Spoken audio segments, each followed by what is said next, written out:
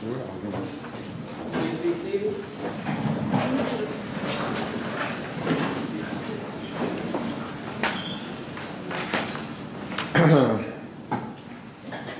We'll give anyone else a chance to come in who might want to come in before we bring the jury in.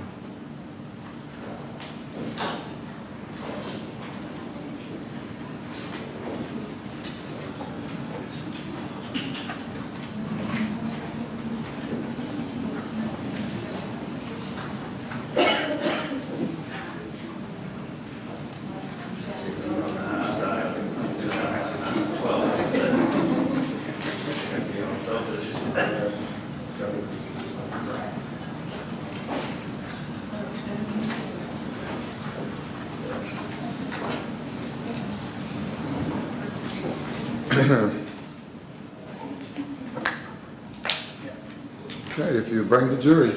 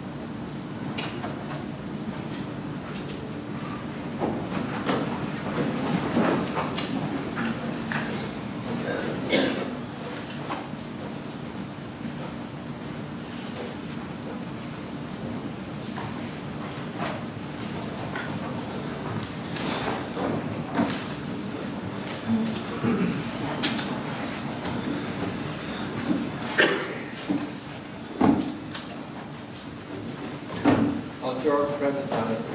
Thank you.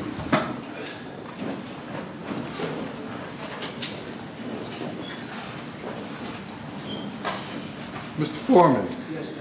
And members of the jury, you've heard the testimony, received the evidence, and heard the arguments of the state and the defendant. I will now explain to you the law that applies to this case. Under the Constitution and laws of South Carolina, you are the finders of the facts in this case. I do not have the right to pass upon the facts or even to express any opinion that I might have as to them, because this is a matter solely for you, the jury, to determine.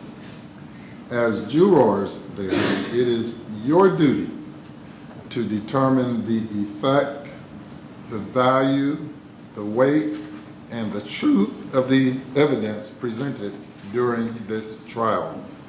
Now, as the trial judge, it is my responsibility to preside over the trial of this case and to rule upon the admissibility of the evidence offered during the trial.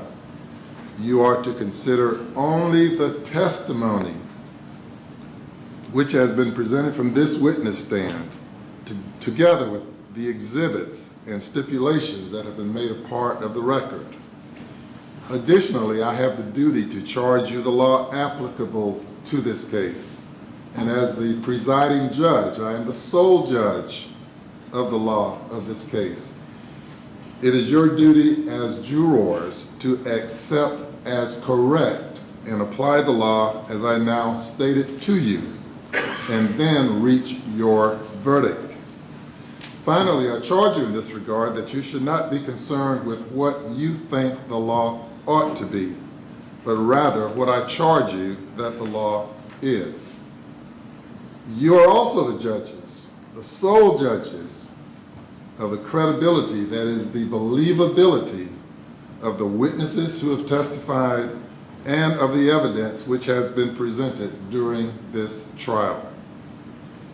In evaluating credibility, you may take into consideration many things, such as the demeanor or manner of testifying, whether the witness had reason to be biased or prejudiced, or whether the testimony of a witness was contradicted on the one hand or supported and corroborated on the other hand.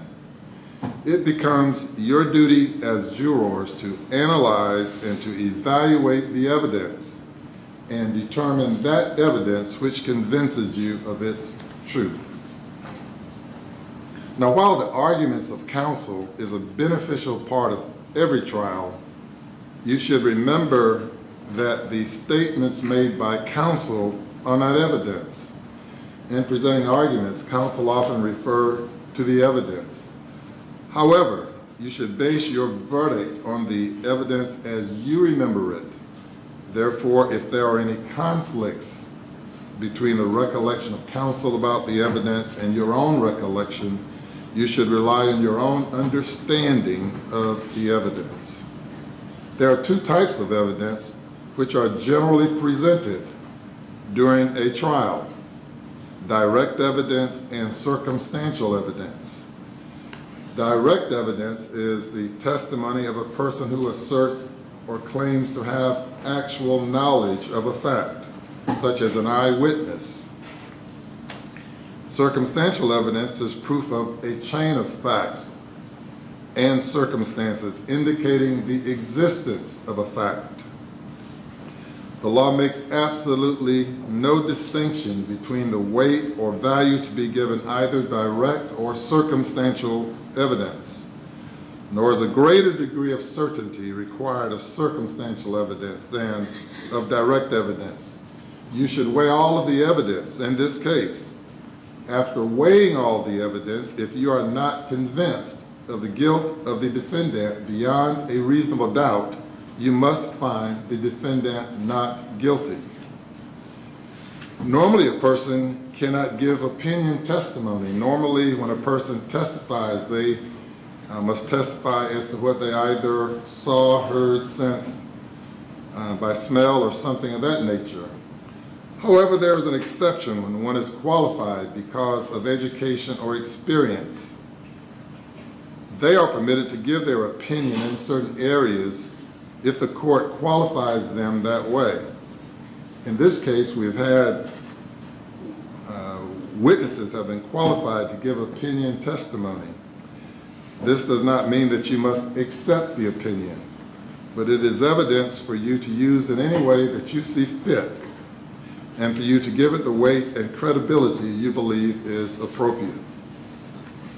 Now, the fact that the defendant, Michael Thomas Slager, was charged and indicted in this case is not evidence in this case and cannot be considered by you as evidence of guilt in this case, nor does it create any presumption or inference of guilt. This indictment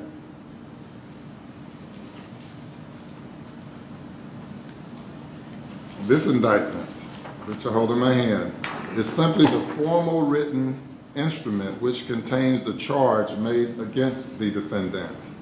This indictment is the formal document by which this case is brought into this court.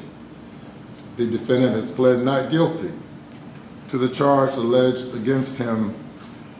The burden is on the state to prove the defendant guilty. A person charged with committing a criminal offense in South Carolina is never required to prove himself innocent. I charge you that it is an important rule of the law that the defendant in a criminal trial, no matter the seriousness of the charge, will always be presumed to be innocent of the crime for which the indictment was issued, unless guilt has been proven by evidence satisfying you of that guilt beyond a reasonable doubt.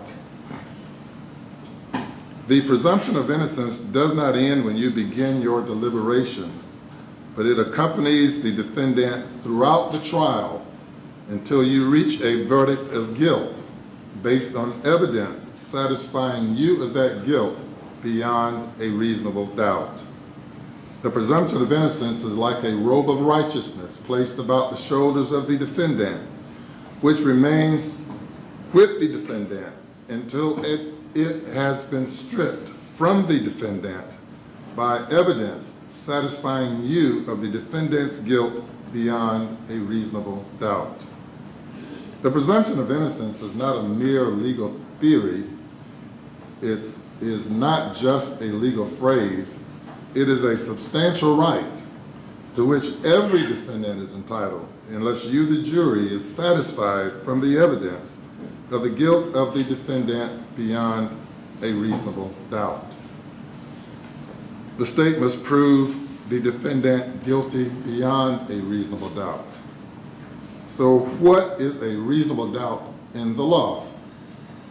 A reasonable doubt is a doubt which makes an honest, sincere, conscientious juror in search of the truth to hesitate to act.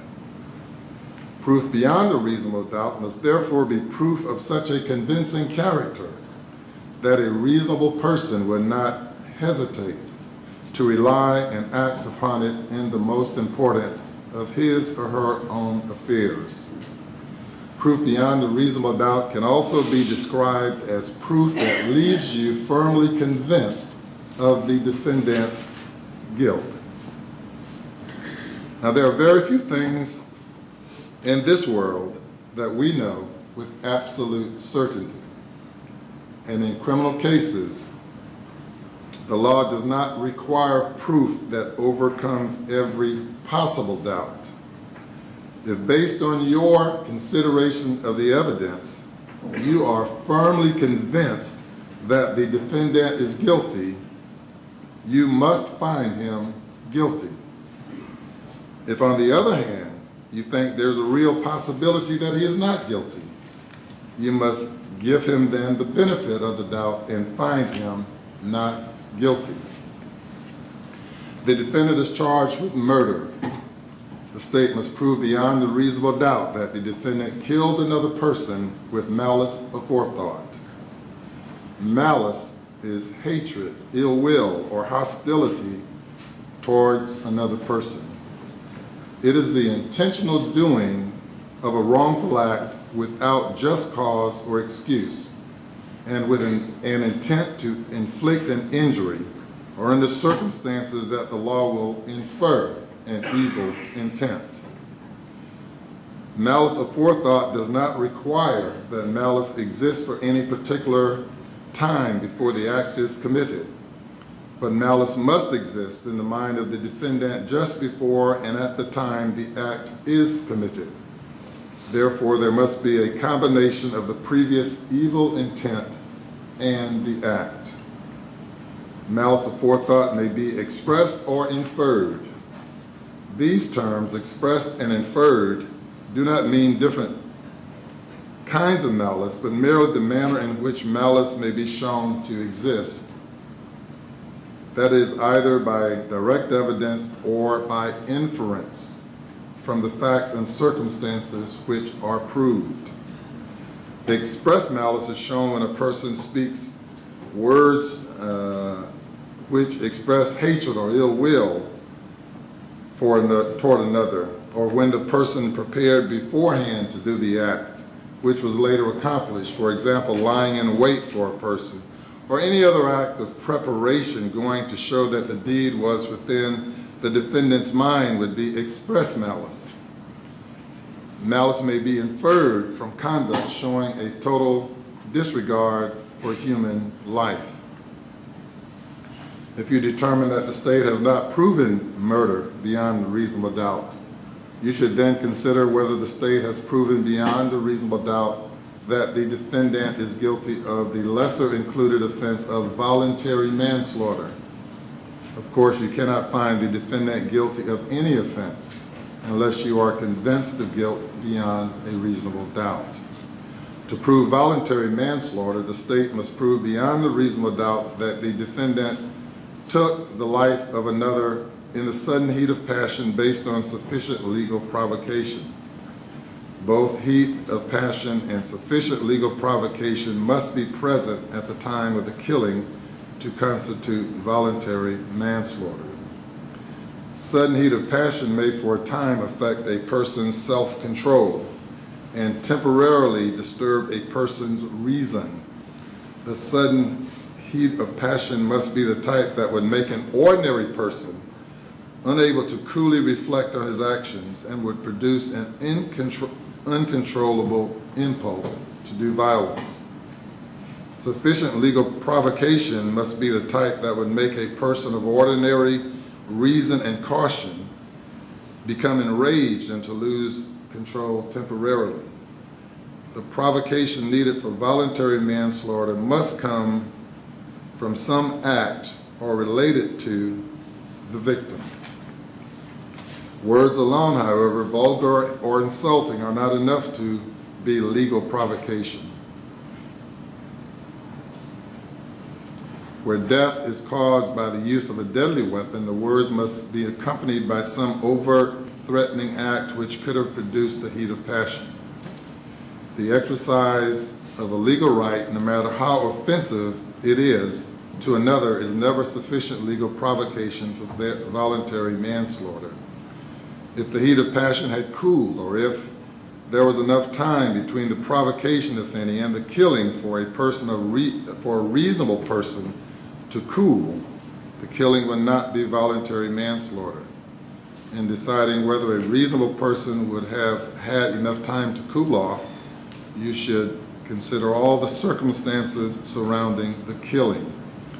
You may consider the nature of the provocation, if any, the defendant's mental and physical state, and the circumstances and relationships between the parties.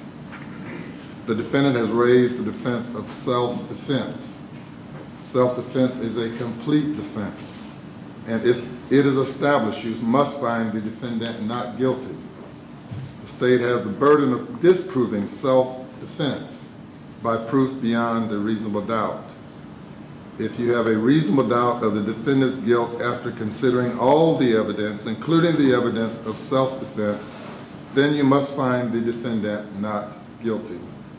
On the other hand, if you have no reasonable doubt of the defendant's guilt after considering all the evidence, including the evidence of self-defense, then you must find the defendant guilty. The following elements are required to establish self-defense. 1, without fault. First, the defendant must be without fault in bringing on the difficulty. If the defendant's conduct was a type which was reasonably calculated to and did provoke a deadly assault, the defendant would be at fault in bringing on the difficulty and would not be entitled to an acquittal based on self-defense. 2, imminent danger. The second element of self-defense is that the defendant was actually in imminent danger of death or serious bodily injury, or that the defendant actually believed he was in imminent danger of death or serious bodily injury. If the defendant was actually in imminent danger, it must be shown that the circumstances would have warranted a person of ordinary firmness and courage to strike the fatal blow to prevent death or serious bodily injury. If the defendant believed he was in imminent danger of death or serious bodily injury, it must be shown that a reasonably prudent person of ordinary firmness and courage would have had the same belief. In deciding whether the defendant actually was or believed he was in imminent danger of death or serious bodily injury, you should consider all the facts and circumstances surrounding the crime, including the physical condition and characteristics of the defendant and the victim. The defendant does not have to show that he was actually in danger. It is enough if the defendant believed he was in imminent danger, and a reasonably prudent person of ordinary firmness and courage would have had the same belief. The defendant has a right to act on appearances, even though the defendant's belief may have been mistaken. It is for you to decide whether the defendant's fear of immediate danger of death or serious bodily injury was reasonable and would have been felt by an ordinary person in the same situation. Words accompanied by hostile acts may, depending on the circumstances, establish self-defense.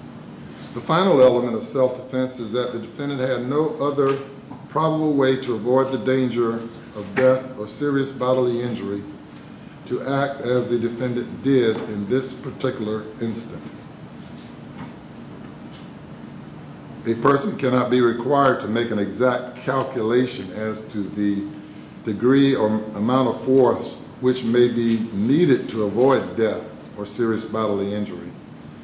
Therefore, in self-defense, the defendant has the right to use the force needed to avoid death or serious bodily harm.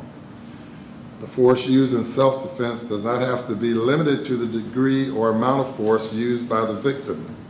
The defendant has the right to use so much force as appeared to be necessary for complete self-protection, and which a person of ordinary reason and firmness would have believed to be needed to prevent death or serious bodily injury or serious bodily harm. If the defendant is justified in defending himself and in firing the first shot, then the defendant is also justified in continuing to shoot until it is apparent that the danger of death or serious bodily injury has completely ended. A police officer may use reasonable force in carrying out a lawful arrest. Whether the force used was reasonable depends on the facts of the case and is a question for you to decide. You must look at the circumstances that appear to the officer at the time that the deadly force was used and decide whether an ordinary and reasonable person acting with the same knowledge and in the same situation as the officer would have believed that the force used was necessary. If you find that the degree of force used by the defendant was reasonable, you must find the defendant not guilty. A statement alleged to have been made by the defendant has been admitted into evidence in this case. While the court has determined that the statement is admissible, I instruct you that you make the ultimate decision, of whether or not the defendant made the statement. If the defendant did make the statement, you must determine whether the statement was made by the defendant voluntarily and of his own free will. This means that the statement was not caused by pressure, force, fear, threats, coercion, or intimidation, or by hope or a promise of leniency or a reward of any kind.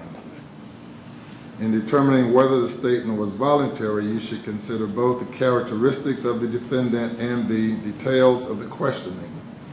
Some of the factors that you must consider are the age of the defendant's education or lack of education, the defendant's mental ability or capacity, the defendant's IQ or intelligence, the defendant's background and environment, the place and length of detention, the nature of the questioning, and the advice or lack thereof to the defendant of his constitutional rights, including but not limited to the right to remain silent, that any statement could be used against him in a court of law, the right to have a lawyer present, that if he could not afford a lawyer would be appointed to represent him without any cost, and that he could stop making a statement at any time.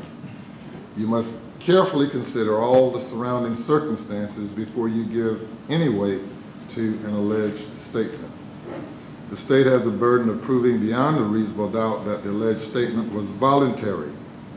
If you determine it was, you may give the statement any further consideration that you may deem proper. You must decide what weight, if any, should be given to the alleged statement. If you determine the alleged statement was not the free and voluntary statement of the defendant, you should not consider the statement at all. In order to establish criminal liability, criminal intent is required. For example, the mental state required to be proven by the state for a particular crime might be purpose, intent, knowledge, recklessness, or criminal negligence. Criminal intent must be proven by the state beyond a reasonable doubt. Criminal intent is always a matter that must be determined by the jury from the circumstances surrounding the situation. There's no way to prove intent to a mathematical certainty. There's no way medical science can dissect a person's brain and determine what the person had in mind. So the law says that criminal intent may be inferred from the circumstances shown to have existed. This is how you make a determination of whether or not the element requiring intent was present. It is not necessary to establish intent by direct and positive evidence, but intent may be established by inference in the same way as any other facts by taking into consideration the acts of the parties and all the facts and circumstances of the case.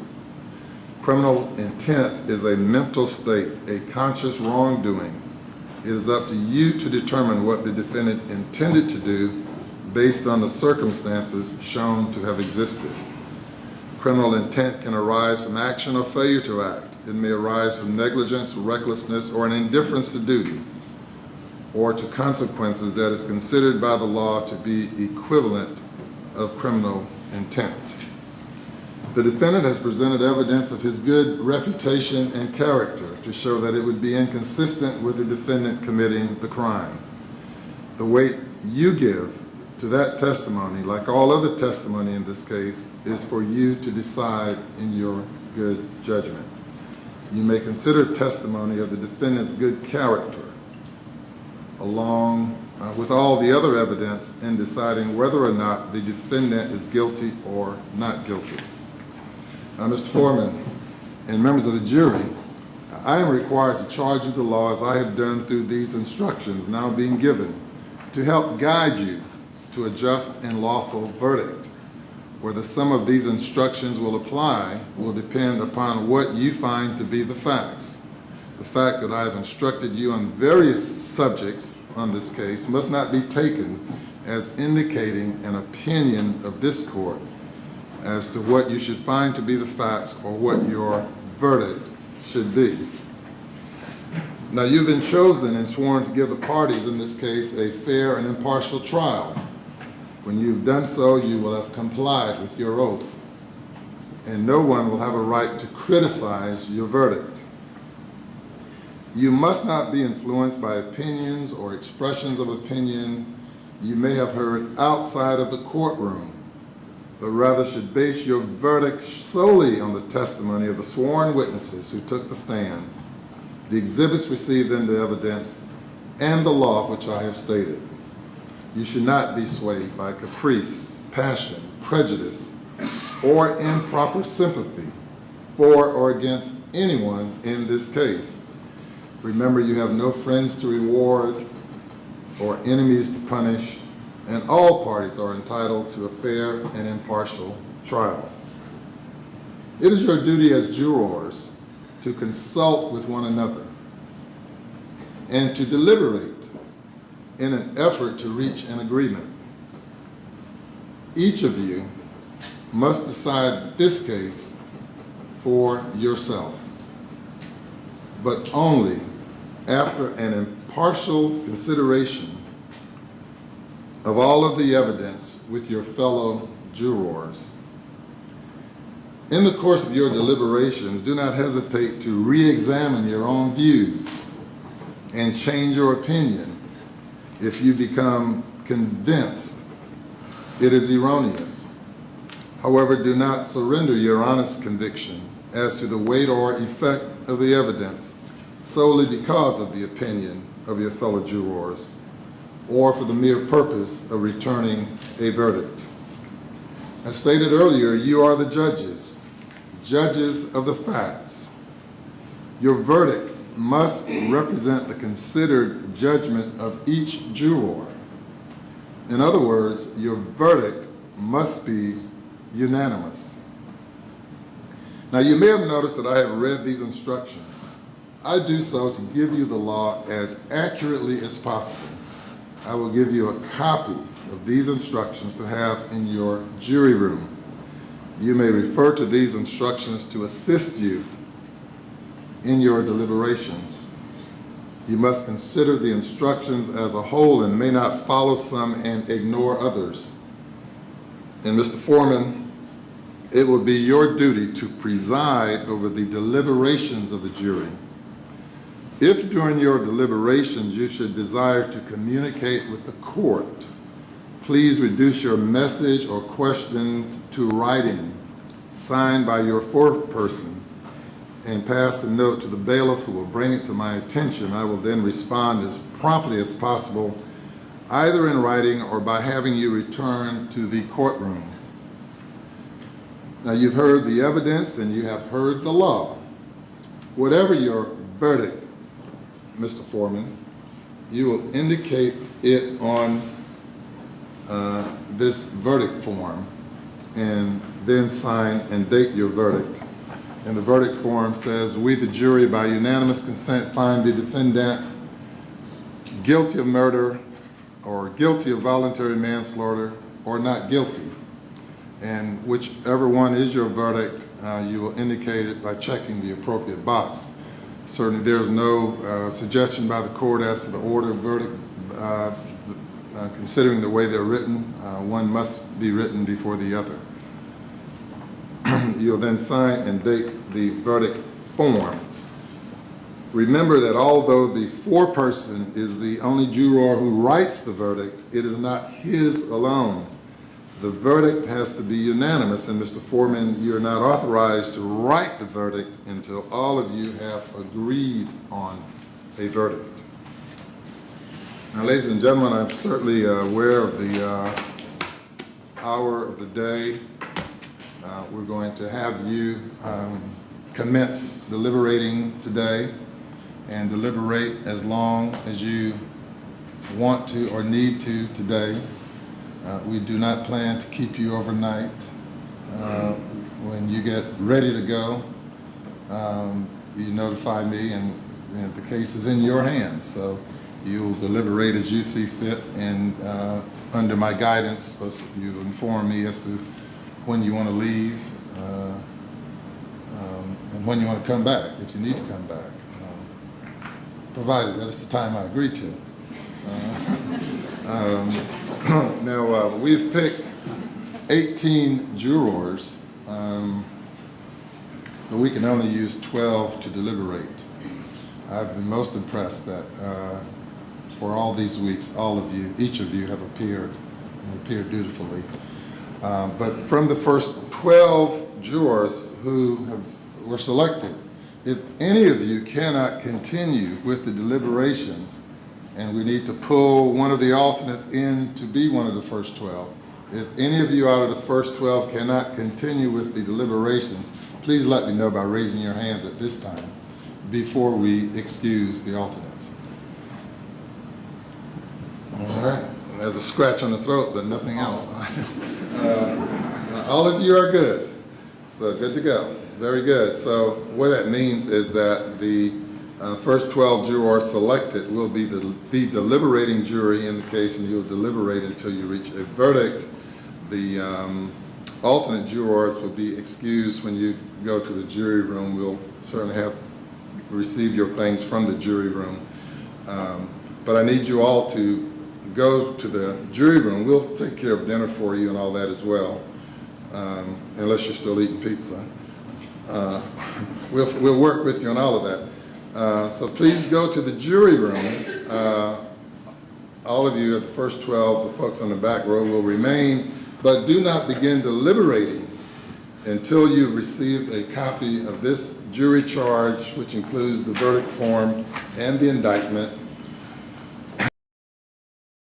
You receive the exhibits and all these things. That will be your signal to begin deliberating. So please go to the jury. And you take your note books with you to the jury room.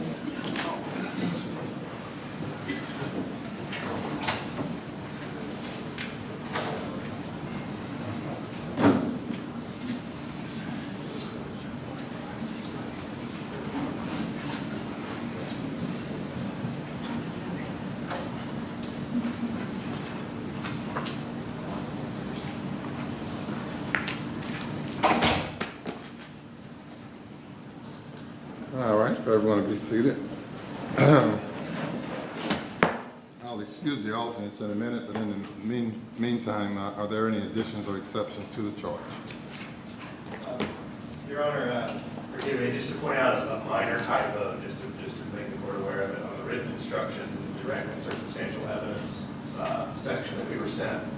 it reads, if you are not convicted of the guilty defendant, I think Yeah. what's it? Yeah, we saw that. Okay, thank you. We corrected that. We put it through spell check. All right, thank you. By the defense? No exceptions, Your Honor, other than what we had already discussed. Yes, sir. All right, very well. So let me talk with these 6 alternates here. They've been so good as alternates. It's really, truly amazing how jurors respond to jury service. Typically, when they show up at the beginning and they sense how long something is going to, a case is going to be, and the uncertainty as the length, they just dread it because they, because it is a sacrifice. So we often get jurors who are unwilling to serve. But in most instances, once a juror begins serving and listening to a case, they get truly invested in the case and committed to the case, and they feel very fortunate to have had the opportunity to serve and to be called upon to serve.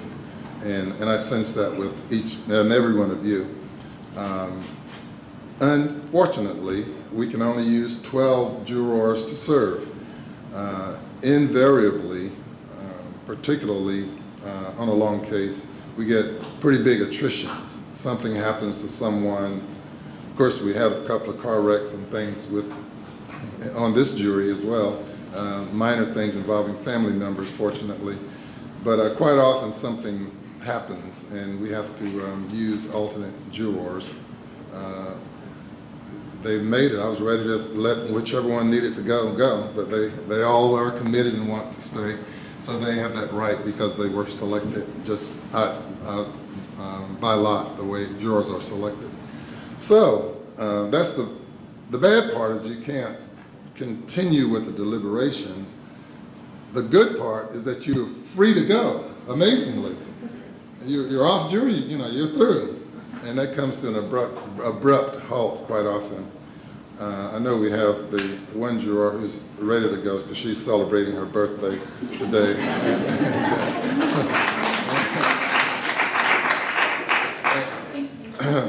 And she's been selected as the faculty member of the year at the Medical University of South at the Medical University.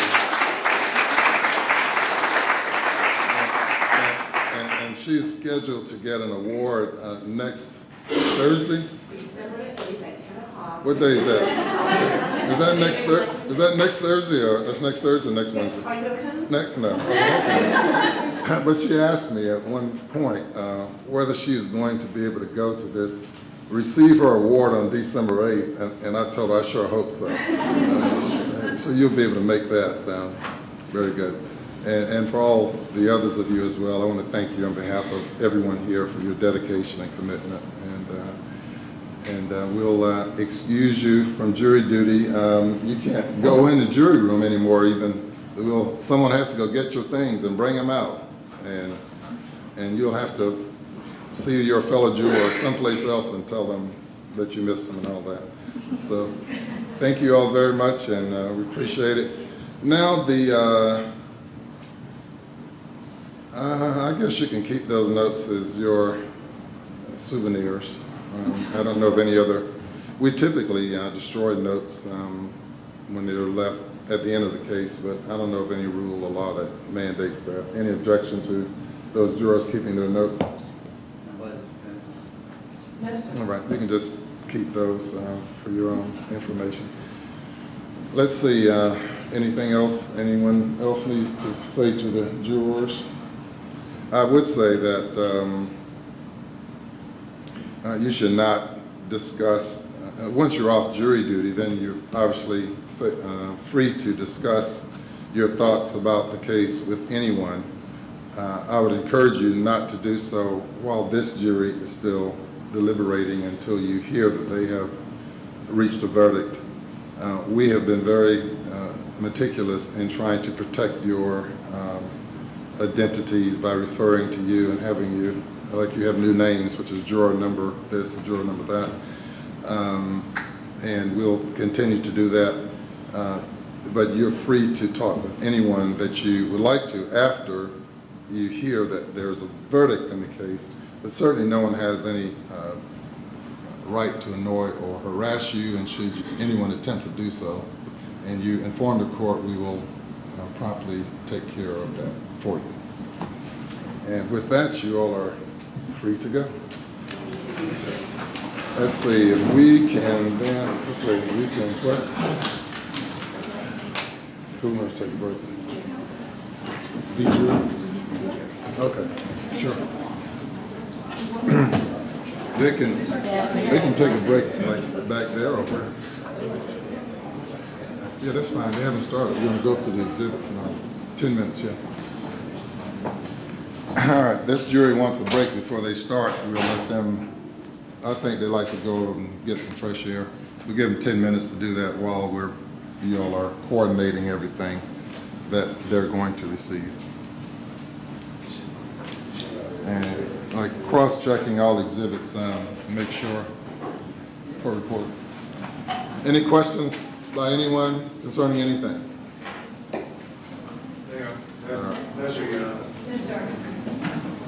Practice on how late we go, just leave it. I usually leave it up to the jury. My preference is 9 o'clock or something like that, but they may get on a roll and want to stay, or they may want to leave earlier. We'll kind of be guided by what we hear from them. Excellent. Yes, sir.